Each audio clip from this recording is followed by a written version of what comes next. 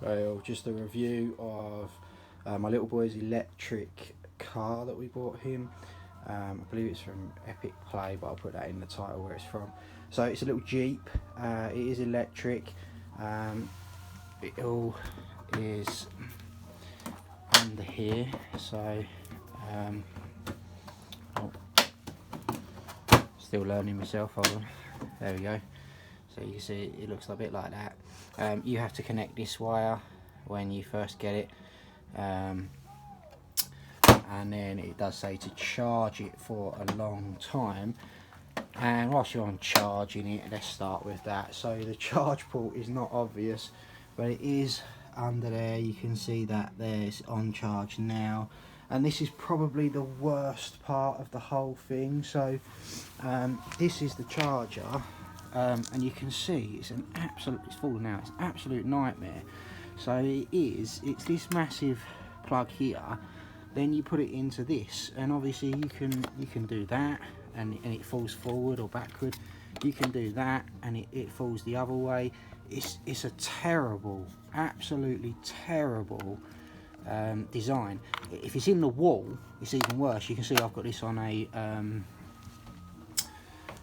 extension lead laying on the floor. I figured that's the safer option for me at the moment. But anyway, if I'm honest, that's probably the worst thing about the car. Okay, so the Jeep itself is pretty cool. It took me 2 to 3 hours to assemble. It comes with mirrors so they can see round. You can see it's quite dirty. Look, my little boy's been in it quite a lot. There's no way of also back on charging, I do apologise, of telling when it's charged either. There's no light or to say it's at full. It comes with speed, so high speed, low speed, and you just pick which one you want to use. Simple switch. It comes with forwards, stop and backwards. When it's in stop, the control that it comes with actually works as well. On off switch, and then the radio stations and some ports if you want to plug some other things in. I haven't used them yet, but you turn it on and it does that. Now what we can work out so far is we think this is to do with how much battery power is left. We don't really understand the timings, like if that represents anything, but we noticed that when it got to around 5 the other week, on midway through a walk, the car just wouldn't move much more. It moved very slowly. If there was a slight incline, it wouldn't go up at all, and the moment it dropped to 3, it was just a no-go. But the radio stations all still work. Now you can press these and they're all different.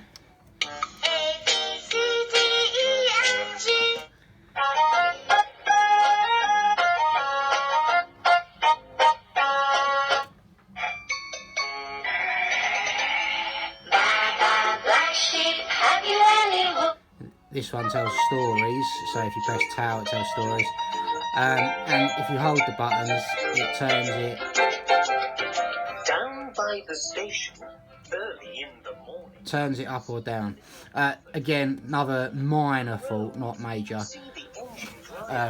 We turn it down, and the moment you turn it off and on again it starts at full volume. Before we moved it into the shed, that was scary. To turn the sound off, you've got buttons on the steering wheel. And it seems that if you press the horn, that turns the radio off.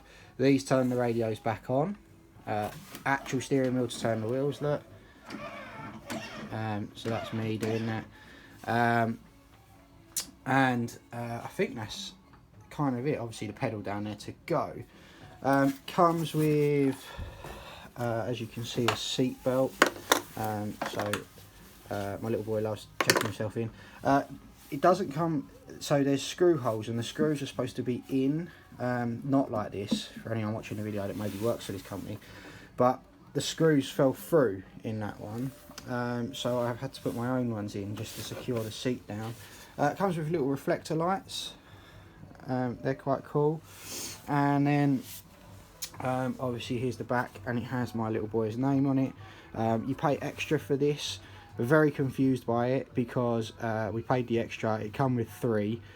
2 of them said Hunter, 1 of them said Hunter 1, and it was a recommended buy, and it looks good. I'm not disputing that, but there's nowhere on the front that you can actually put it on this model.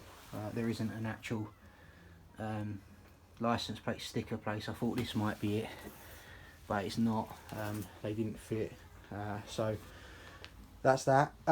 So he loves this, and I'll try and attach a video on the end. One thing it did come with, and this is probably the best thing of all, is this. So this is a controller so that you can do it. Now my little boy is only 2, he's nearly 3, he's 3 in a couple of months, so he's not comfortable with doing it himself yet. So you press it and it will turn on. That selects your speed, so 1, 2, 3, and then you've got forward, backwards, you've got turning, and you do have a brake up here as well. It's got a really good range on it.